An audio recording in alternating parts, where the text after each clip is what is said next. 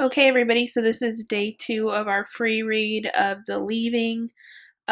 So we are looking at the second part, which is day 1. We started on day 0. Just a little recap.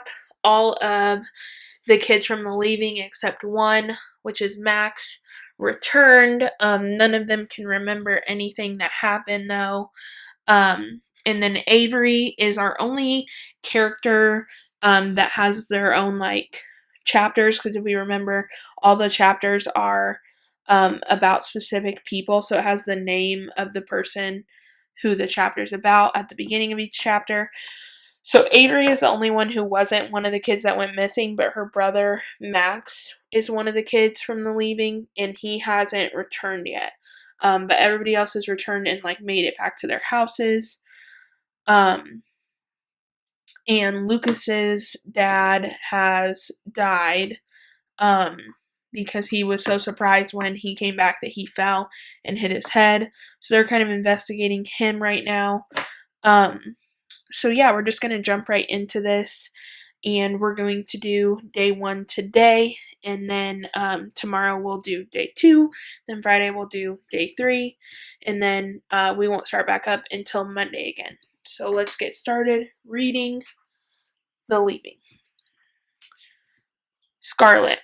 I need clothes, Scarlet said, and a toothbrush, and hairbrush, shoes, makeup, phone, purse, deodorant, wallet, lip balm, socks, underwear, bras, pajamas, swimsuit, tampons, driver's license, what else?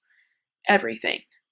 The woman, her mother, was on her 4th cigarette of the morning, and the first 3 having been consumed, while 2 detectives, one old, one young, asked Scarlet questions and got annoyed at her answers. They asked about Max, and whether any of the others had violent tendencies. They explained about the accident, Lucas's father, Opus 6, hard to process. Could she think of any reason why Lucas would want to harm his father? No. No, no, no. How horrible. As they left, they told her she was to go immediately to an address they gave her for a physical examination and an MRI, that she'd be informed of further appointments, like with a memory expert and possibly some others. That time was of the essence if they were going to find Max and the person or people who had taken them, after 11 years. Now, time was of the essence. Scarlet was still in her mother's pajamas and wasn't sure which would be worse, putting on the clothes she'd come back in or borrowing more from her. Her mother stubbed out her cigarette. We should get going. I'll get dressed. We'll go shopping after, and left the room. Scarlet watched smoke rise from the ashtray. The cat appeared, unsure at first, then hopped up onto the table in front of her. It had a collar and a name tag. Comet. Scarlet lifted her hand to pet it, but then stopped. Look at her hand. Was she allergic? She got up and walked to her room, put back on the clothes she'd come home in. The police had taken the map. Would she be able to find the playground tonight? Returning to the kitchen, she found her mother, also dressed, who grabbed a set of keys off the hook just inside the kitchen. We'll leave through the side door. Scarlet's mother reached for a baseball hat and a pair of sunglasses and held them out to Scarlet. No one's going to recognize me. I was 5. People are going to want to know what you look like. Now. You're all going to be famous whether you want to be or not. Scarlet took the hat and sunglasses and followed her mother to the car. When they pulled out of the carport and eased down the driveway, reporter types and cameramen ran for the vans like startled birds. Scarlet put the sunglasses on and slid down in her seat. Her mother tore out the bottom of the driveway, then blew through a stop sign to get away from the van in pursuit, but then had to hit the brake pedal too hard at a light. The same red as... Did we ever go up in a hot air balloon when I was little? Scarlet asked. Are you making fun of me? Her mother snapped. No, Scarlet protested. Did we? The sky was so ridiculously blue. Of course not, her mother said. I am not, you may not have noticed, made of money. Okay, it was just a question. I thought we had. Something triggered a bunch of blackbirds to abandon a tree. You remember me, though? Her mother asked. And stuff from before? A pink flamingo in the yard. The side mirror said the birds were closer than they appeared. But nothing bad? Her mother checked her mirrors. The fan was gone, the birds too. Not that I can think of. Well, that's good then. Scarlet didn't have the energy to even think what that might mean. The MRI, at least, she was eager for. This way, they'd know there was no implant, no chip. She would not one day be awakened by an alien device implanted in her heart. She would not set about some evil scheme, maybe even involving killing the whole human race, including her damaged mother.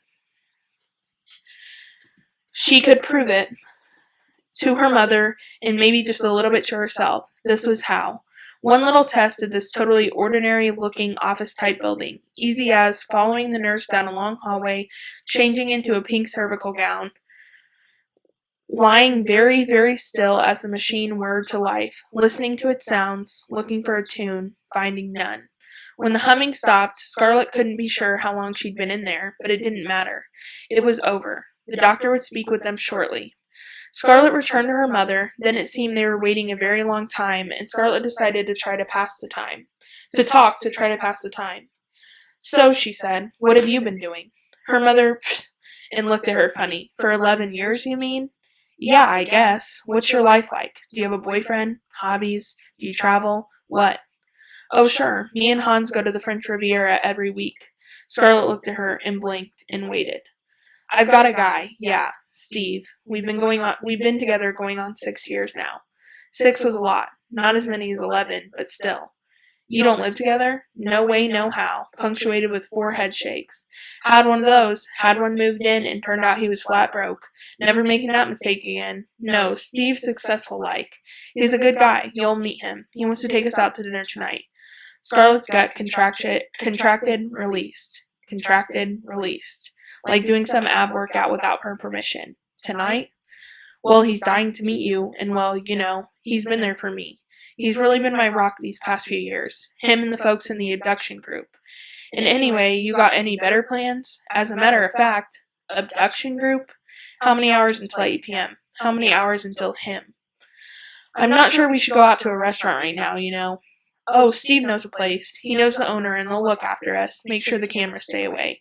And we'll go early. It's nice. On the water. A proper welcome home dinner. Her mother nodded. He's got some real good ideas for us, too. Ideas? He can explain it better. The nurse finally came to get them and led them to a room where they waited a minute more. Then a doctor came in. The older detective from the morning was with him. What's going on? Her mother asked. Well, the doctor said, there's something inside Scarlett, so I called Detective Chambers. He clipped a film to a light board and switched it on. Scarlett's inside, ribcage, esophagus, all, lit up in black and gray. Brightest of all was a thumbnail-sized white oval in her gut. She thought she might throw up. Wanted to, even. I can't even, her mother said slowly. Scarlett stepped closer to the film, mesmerized by that glowing, misshapen moon. The shine of it hurt her eyes. Up, up, up, feet floating. She turned to the detective when she said, What is it? Lucas. At a low-rise building in a complex full of low-rise buildings, a smiling, youngish black man with a head covered in tight cornrows that led to ponytail dreads greeted Lucas. He wore a white lab coat over a t-shirt that had a drawing of a shark on it, and Lucas imagined that he'd just been surfing. He seemed balanced and invigorated, looking in a way that made Lucas feel a little bit dead inside. Dr. Todd Sasher. He took Lucas's hand with both of his. Cognitive science specialist. Welcome home. Thanks. Lucas didn't want to release Sasher's warm hands. He was the first person who had seemed genuinely happy to see him. Let's get to work, shall we? Lucas nodded, let go reluctantly. They went into the lobby, modern and clean, and up to the 3rd floor, where Sasher pushed open a glass door that opened up on a large lab. Glass cabinets on the walls and a few desk and filing cabinets and computers. He introduced 2 assistants, one male, one female, who then busied themselves around the room. I should confess, I've never had to try to devise an intake process or test of this kind, so we're winging it a bit. First, we're going to test you on some basic brain functions and skills, Sasher said. We want to try to figure out what kinds of things you've learned and know and remember. Then we'll sit and talk. Cool? Lucas nodded. He took a math test, so easy, then a more advanced math test, still easy, then a test on world history, aced it, and one on general science, likewise. He filled in a blank map of the United States and much of the world, then played checkers, he won, and chess, he lost, with the female assistant. He was shown a series of pictures and asked to say the first words that came to mind, same with a bunch of black ink blots. He gave up on the trivia test with questions about pop culture when it was clear he didn't know any answers at all. Likewise, a test about literature. It bothered him he could not think of a favorite book. He did not appear to speak any other languages. He was generally up to speed on current events, at least as much as the average teenager is my guess, Sashore said.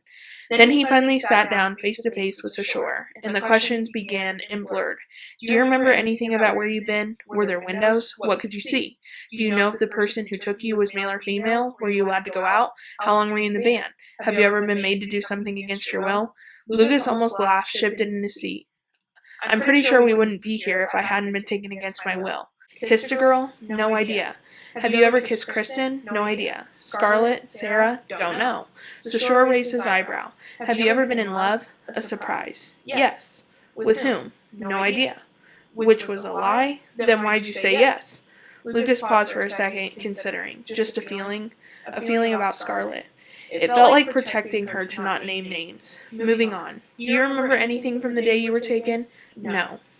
Anything suspicious in the days leading up to the event? I have no idea. Do you remember things from before the abduction? Skidding, sirens, blood. Like kindergarten? Preschool? Sashore asked. Cubbies, red, Superman backpack. Lucas nodded. I do. My mother died in a car accident. I was there, in the back seat, but I was fine.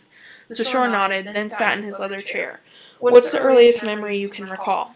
Lucas looked back out the window, where a few meaty clouds had appeared, dark gray and villainous. He closed his eyes and thought hard and had to push away. Carousel, white, fire, teeth, cotton candy. This time as he whirled, other images decorated his trips around. Blue bike, bloody knee, small black dog, walker, baseball, mitt, bleachers, ready or not, here I come. Lucas said, I remember learning how to ride a bike, falling, hurting my knee badly. I remember playing hide and seek with my mom. That might be the only real memory I have of her before the accident. I remember the crash scene. I remember my preschool classroom, what it looked like.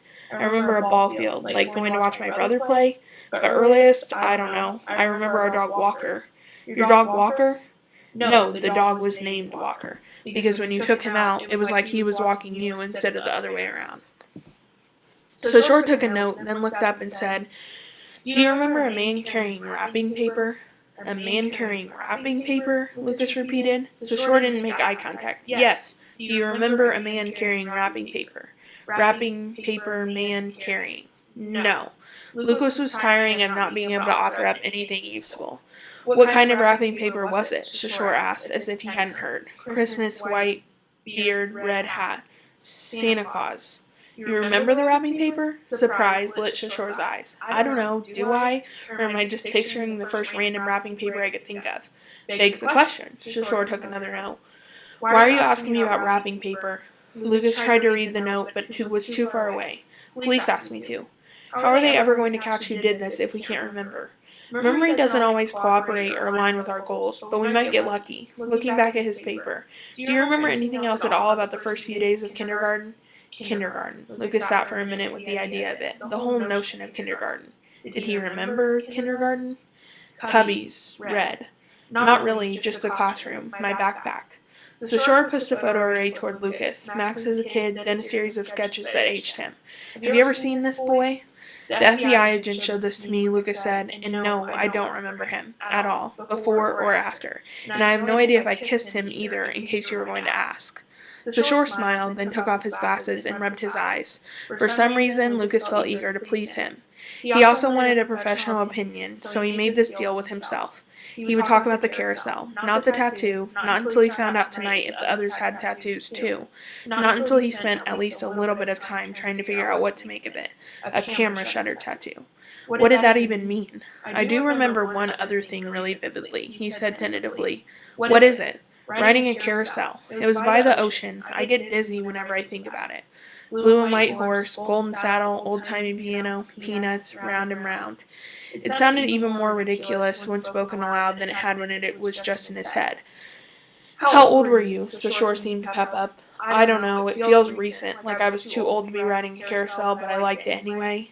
No such thing as too old to ride a carousel, Shore said. Lucas smiled. Do you think it really happened? Well, there were no drugs in your system, nothing that could cause hallucinations, so either it happened or it was put there as a decoy, a distraction.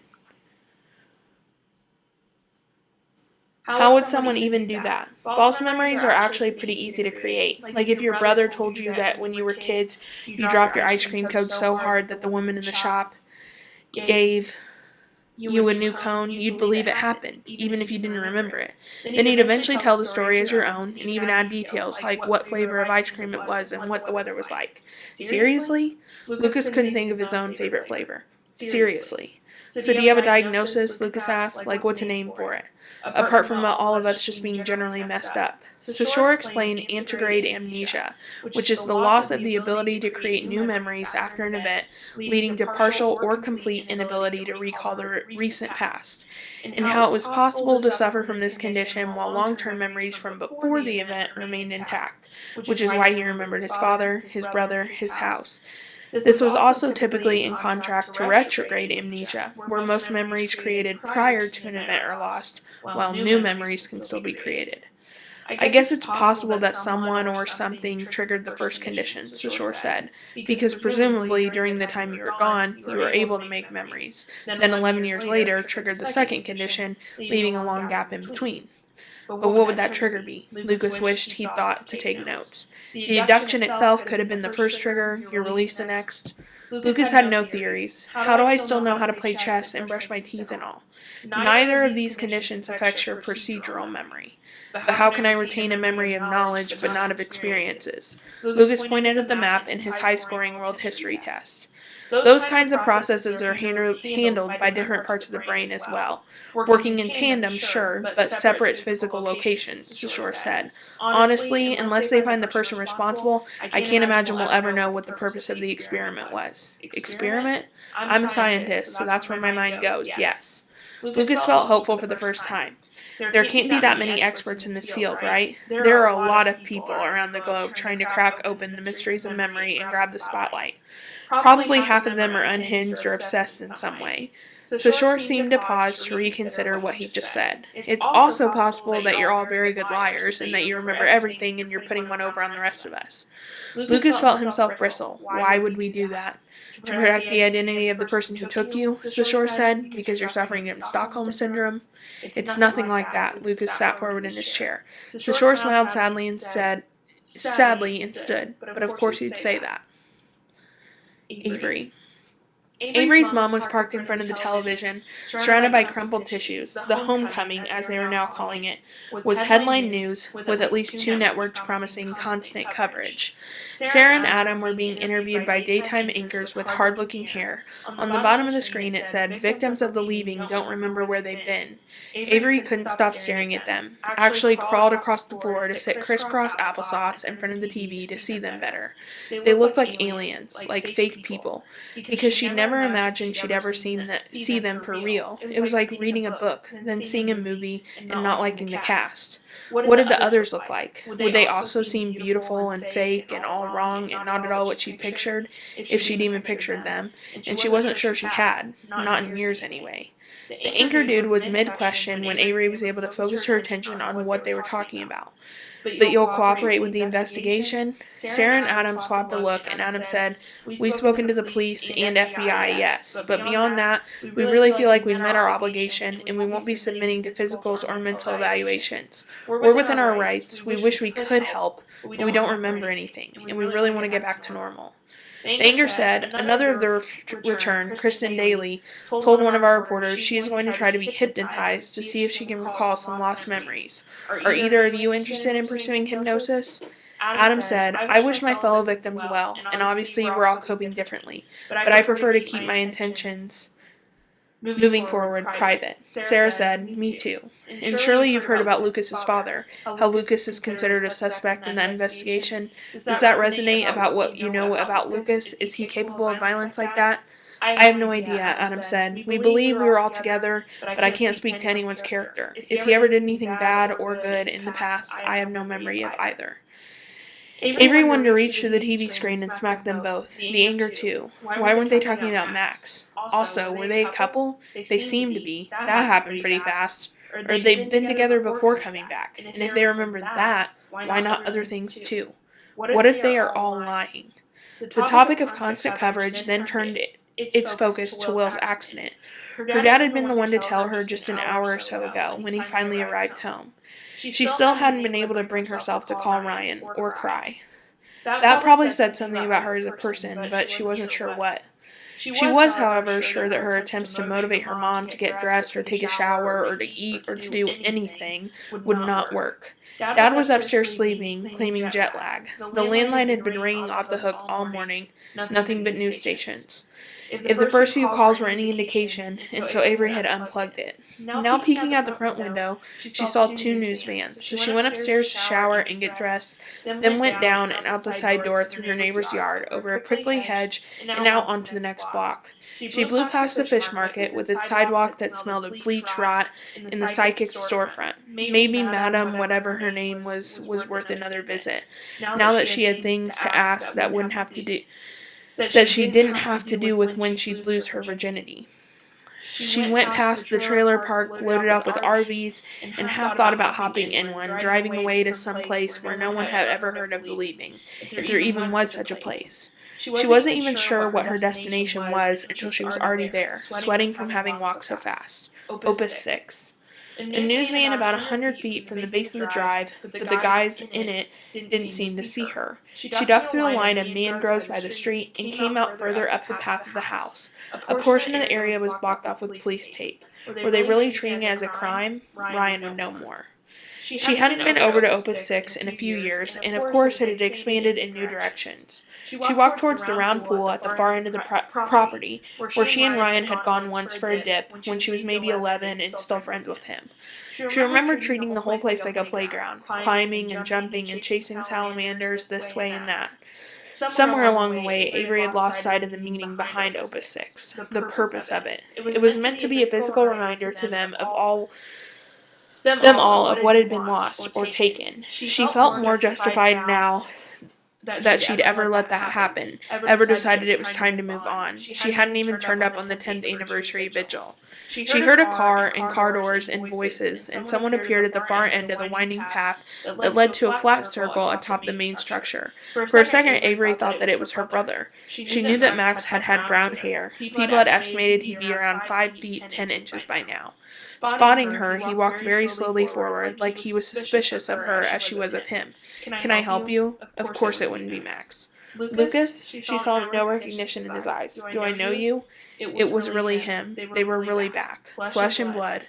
Not from central casting. She hadn't expected him to be so grown. Such a guy. So mesmerizing. "You did," she said, "when we were little, you know.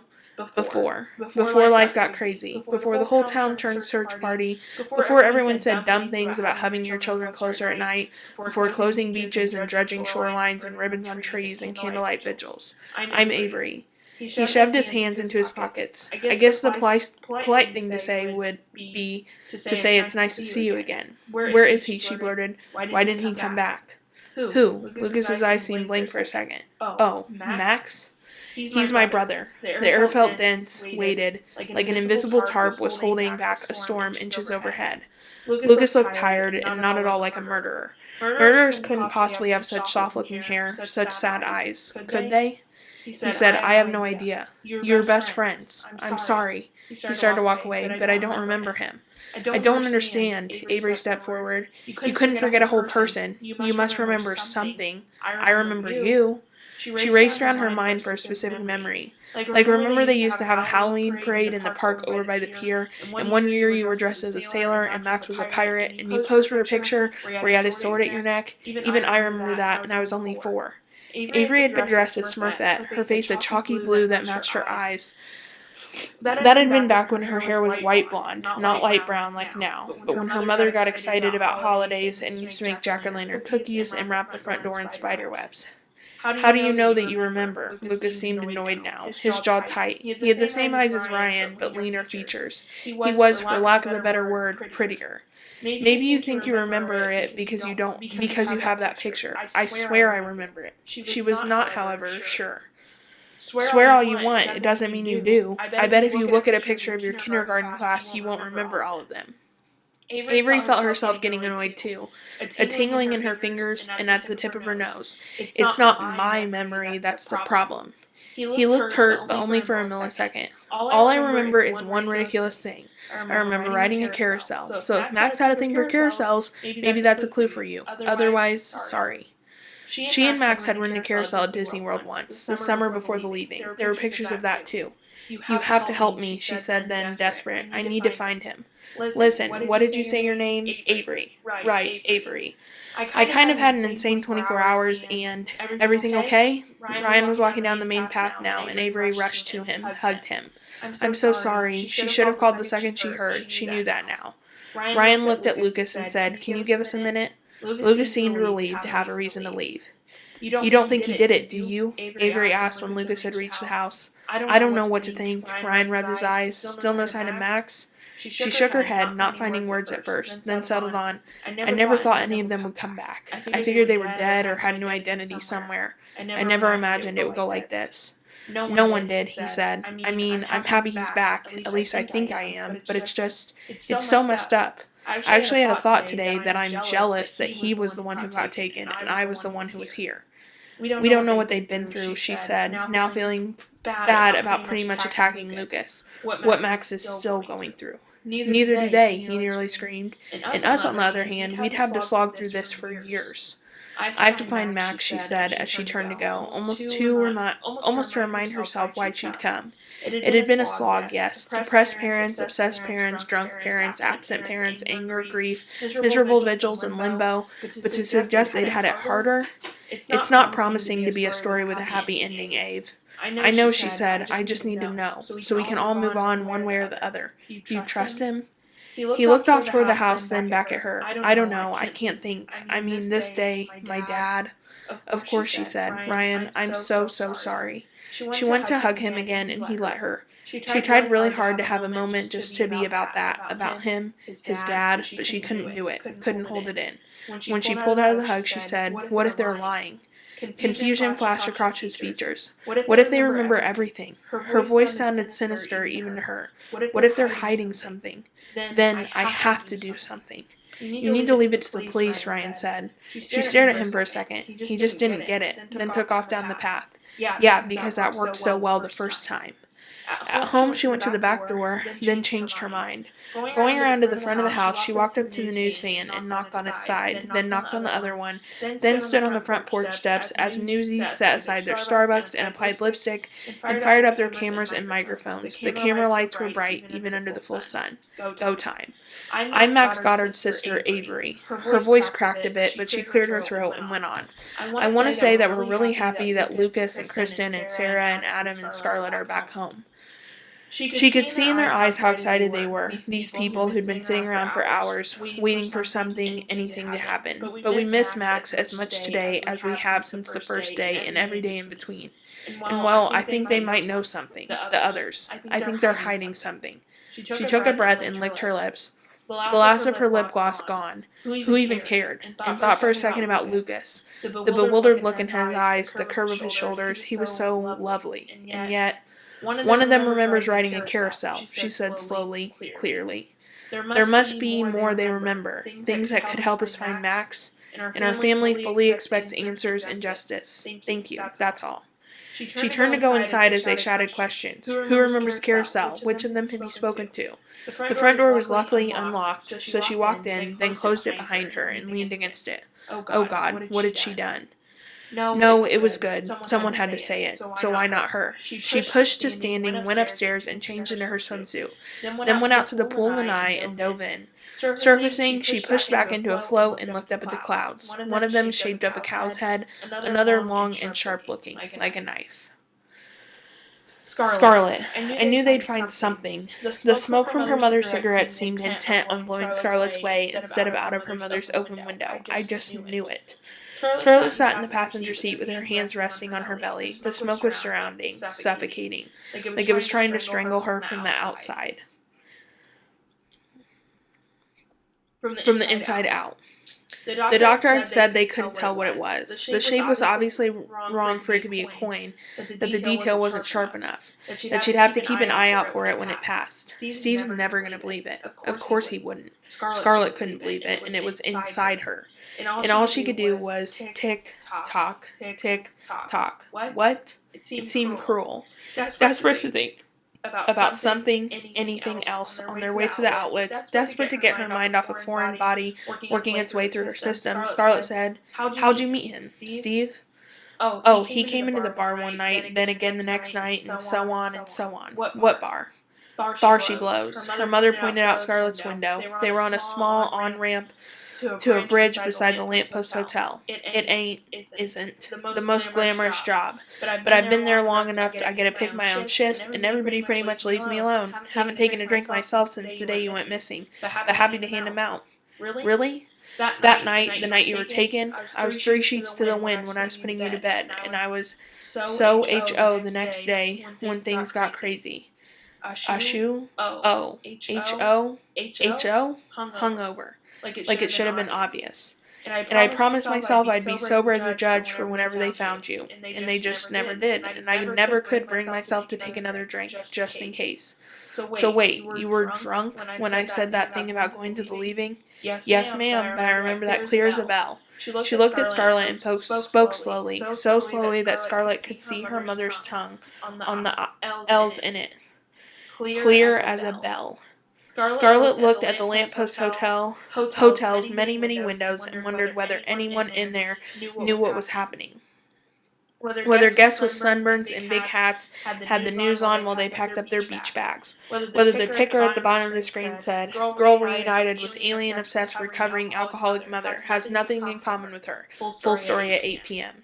A song came on the radio that her mother turned up. Something about wasting away again in Margaritaville. It seemed to make her happy.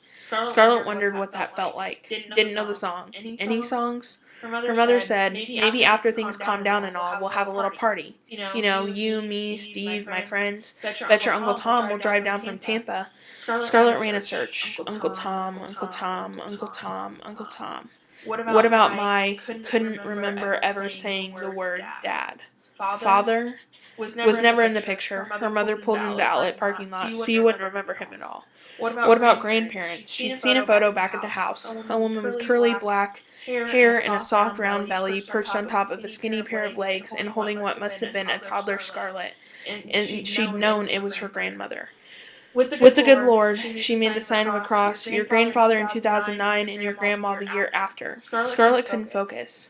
When she disappeared, she had been a girl with grandparents, and now all she had was a woman she couldn't bring herself to think of as Mom. The word had felt so wrong, so sour, that one time. They took it hard. What happened to you? And then we had a falling out because, well, we all had different ideas, she sighed. Here today, gone tomorrow. What does that mean? They were out of the car and walking towards the stores. Oh, nothing, just something Steve says. The clothes were too bright, too boxy, too... Scarlett didn't like anything she tried on. Most of it fit, technically, but didn't fit her. Maybe her look to something, to someone else. Lines all wrong, colors all wrong, patterns that made no sense to her. They bought most of what she tried on anyway, because here today, gone, her mother's name was Tamara. Can I call you that? Scarlett dared as they walked towards the car. She'd never worn a new dress out of the store and felt like an imposter. Tamara? No. Tamara unlocked the car. You may not. Lucas. A handful of people in forensic shirts were taking photos and swabs near where Lucas's father had died. Lucas watched from the kitchen window where he'd been studying a map of Opus 6 that hung up on the wall and started counting stones, then gave up. He couldn't even begin to estimate how many there were or how many hours it had taken his father, and by the looks of his brother's muscles, him too, to cut and shape and place them all. When Chambers turned up, Lucas stepped outside. "I wasn't sure I'd see you again." "Well, they're letting me hang around for the time being." Chambers stood on the front steps facing out to Opus 6. "Professional courtesy because of my history with the case. I'll be acting as the liaison between you all and the FBI, generally facilitating things. Lucas nodded. He was wearing a t-shirt Miranda had left in his room for him, and shorts and boxers borrowed from Ryan. The decal on his shirt had two purple fists, meaning in the front of a triangle, and read, "Wonder Twins Powers Activate." He had no idea what it meant. "So what can you tell me about the tattoo?" Chambers turned to him. "Nothing." Lucas had taken a photo of it with the phone Ryan gave him. He wanted to be able to study the image without craning his neck. The doctor who'd done his physical had glimpsed the top edge of it above Lucas's boxers in spite of his hopes to keep it a secret. "Think you did it yourself?" Chambers raised one eyebrow. "From the photo the doctor sent me, it looked kind of DIY. People do that? Apparently. No idea." Lucas shook his head. "Anybody else have one?" Chambers said, "Don't know yet." They stood there as if waiting for something to happen, like watching the wind. It was too nice a day for a murder investigation, and Lucas wished he could go surfing or ride a jet ski or anything but this. Chambers probably felt that way too. "What did you mean the other day," Lucas said, "when you said the leaving ruined your life?" Chambers gave him a look. Like, really? What? I want to know. My sad tale? Chambers pushed his shoulders back, stretching. "You can probably guess." He took a pack of gum from his pocket and slid a piece out. "You were so focused on the case that you neglected your wife?" Ding, ding, ding. Offer the gum to Lucas, who declined. The detective put a piece in his mouth before he said, "And daughter. Don't forget the neglected daughter." "And now they are?" "Wife is remarried, daughter's in college, estranged, I believe is the word." "And you?" "I'm here with you. So what does that say?" Chambers shrugged. "And paying for college like it's some kind of penance." "Did you know my father well?" "As well as I knew any of them, I guess." "Was he crazy?" "Nah." Chambers shifted his gaze from Lucas to the middle distance of Opus 6. "This all probably kept him sane." The whole place was, on the other hand, extremely disturbing. Because what kind of crazed person would do all that? But there was something calming about it, too. "Are you going to charge me?" "Waiting for the autopsy report," Chambers said. Then he turned and said, "You'll let me know if you think of anything? The tattoo?"